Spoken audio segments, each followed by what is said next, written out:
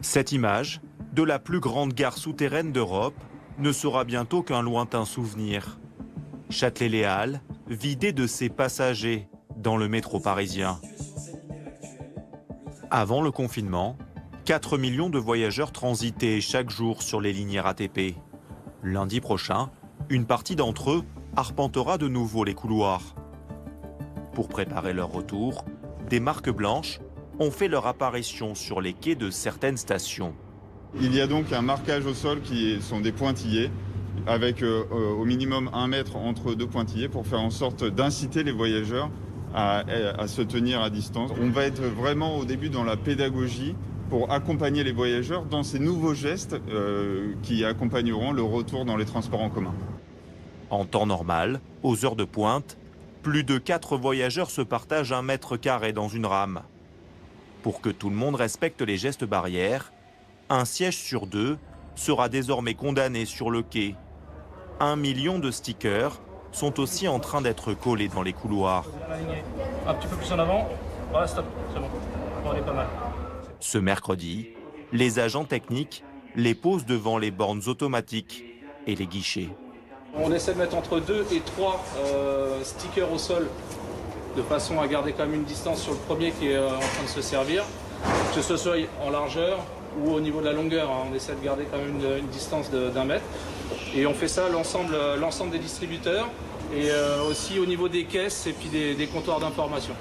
Des mesures de distanciation sociale, mais également l'obligation de porter un masque à partir de l'âge de 11 ans, comme dans tous les transports publics français. En cas de non-respect de cette règle, vous risquez une amende de 135 €. Aidés par les forces de l'ordre, des agents de la RATP seront aussi présents avant d'embarquer. Ils doivent notamment réguler le flux de passagers. On voit déjà le port du masque qui commence à être ancré, qui commence à devenir une habitude. Les voyageurs, pareil, quand on leur demande de longer le quai, ils jouent le jeu. Je pense qu'on peut constater un comportement et une attitude civique de la part de nos clients voyageurs. À Paris, comme en Île-de-France, les autorités veulent prioriser les déplacements professionnels.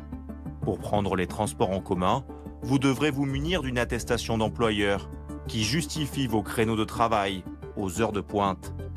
Les usagers craignent toutefois un trop grand nombre de passagers dans les RER et les métros.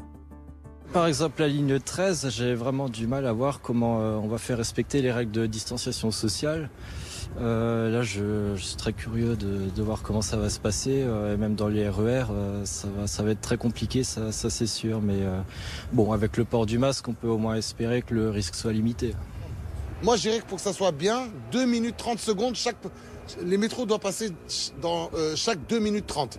Si c'est du 4 minutes, 5 minutes et tout, les gens vont s'entasser sur les quais, ça c'est pas bon. Partout en France, les régies de transport du quotidien doivent s'adapter. À Lyon, 100 000 masques vont par exemple être distribués gratuitement pour les voyageurs. À Lille, le budget nettoyage a doublé pour atteindre 8 millions d'euros. Pour les trajets longue distance, les contraintes seront aussi présentes. Dans les gares SNCF, vous attendrez votre train en vous plaçant sur ces marques au sol. Seuls 20 à 30% des TGV et intercités circuleront à partir du 11 mai, avant une remontée progressive. À la différence des transports en commun en milieu urbain, l'offre sera volontairement réduite. Les réservations seront obligatoires, avec des modalités adaptées selon le type de train, et l'occupation des trains sera plafonnée à 50% du total des places. Une charte de bonne conduite sera proposée aux voyageurs. Ils pourront recevoir des informations sur leur portable pour leur indiquer l'affluence de leur rame. Cette information permettra aux voyageurs, principalement dans les trains du quotidien, de prendre un train plus tôt ou plus tard en fonction de l'affluence attendue. Dans tous les cas, impossible pour les Français de se déplacer à plus de 100 km de leur domicile, sauf motif professionnel ou familial, comme un deuil par exemple. Et cela vaut aussi pour le transport aérien.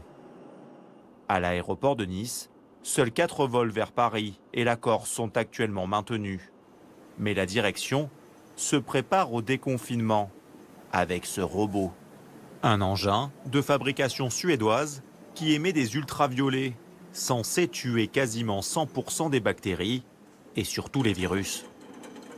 C'est une technologie qui vient du milieu hospitalier et qui permet effectivement d'assurer un niveau de décontamination total dans les blocs opératoires.